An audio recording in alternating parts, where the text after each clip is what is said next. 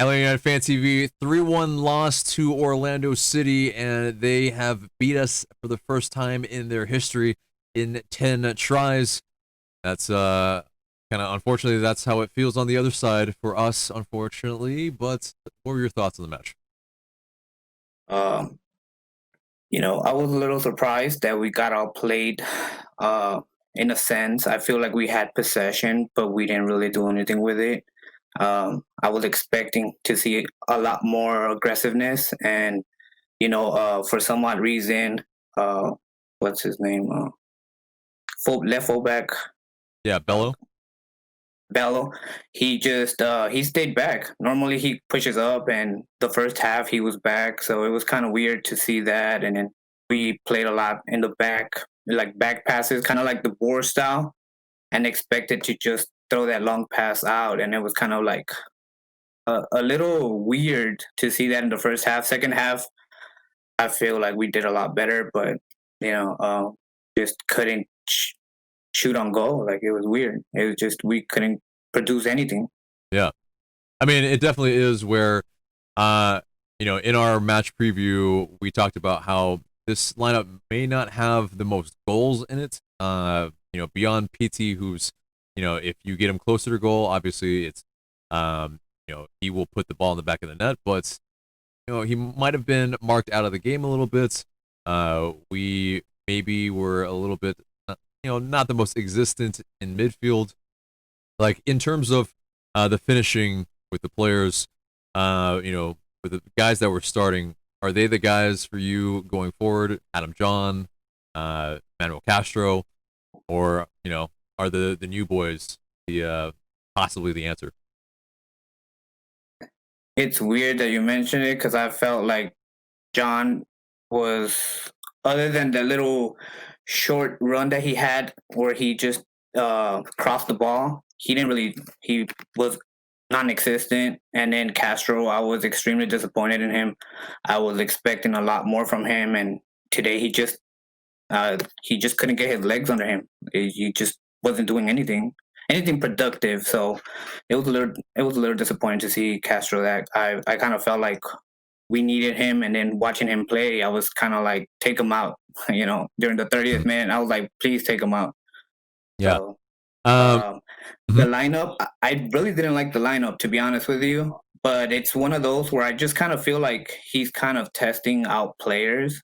So I'm not really throwing too much fault at him. It's kind of one of, but it was good to see Moreni on the lineup, to be honest with you.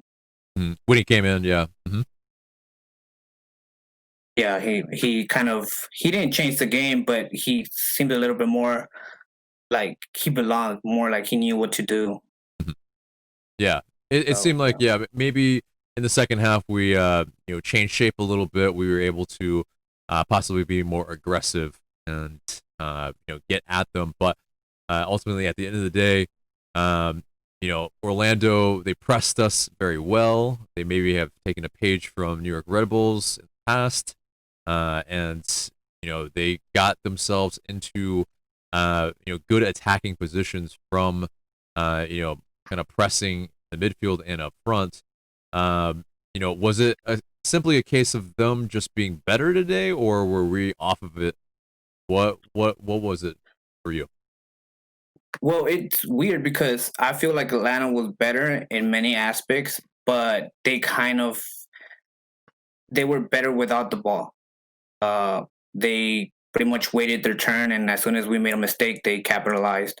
I felt like the corners, they were, extremely well coached. They knew what they were gonna do, and you know, just I feel like Gazan didn't have a good day today. He could have definitely stopped the one that went under his legs, but for the most part, he didn't take command of the back, and so yeah. Yeah.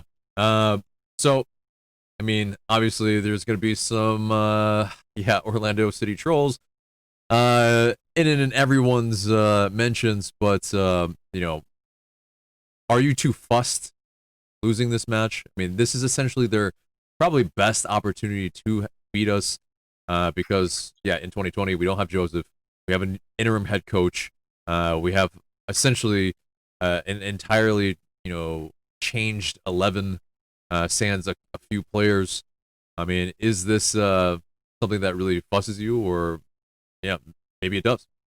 Yeah, yeah, it does.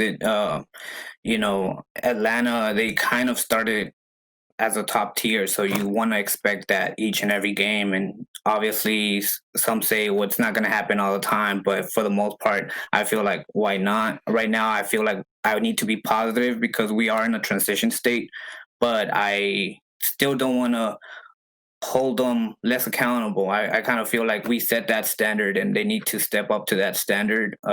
We definitely have the quality, even the bench. I think our bench is deeper than theirs, and but for some odd reason, they were just a better team today. They were better coached. They had a better game plan and they executed when they had to. Yeah.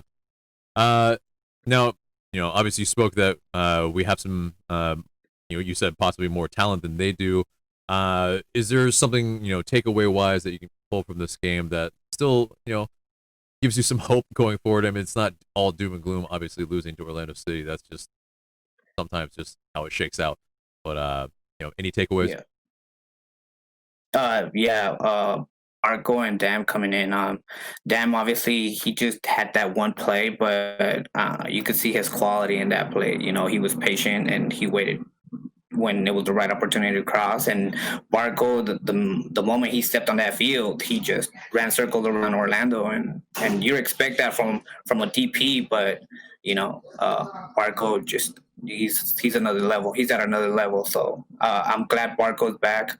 I was skeptical. I kind of felt like they were kind of iffy. They weren't really saying anything about him. So my fear was like, oh no, we can't get rid of this player. So I'm the takeaway is, we have Barco, and Barco changes the game for everybody. Right. So yeah, it's definitely we're maybe ruining the lack of our top players being in the lineup. We obviously we're missing Fernando Mesa as well, missing Franco Escobar, and Heineman as well. So it's a good bit of our spine is missing, and yeah, they maybe didn't start Nani, but ultimately at the end of the day, there's the squad players versus squad players, and they came out on top. But Jomar, appreciate your time. Yeah. Oh yeah, go ahead. Oh, before we end, I kind of was surprised that Mo Adams started. Like it was weird, but at the same time, I kind of felt like he shouldn't have started, and he kind of showed why. Yeah, I mean, I think a good bit of people have some questions raised, and they'll just have to work on when to bring in these players and where they fit best in this team.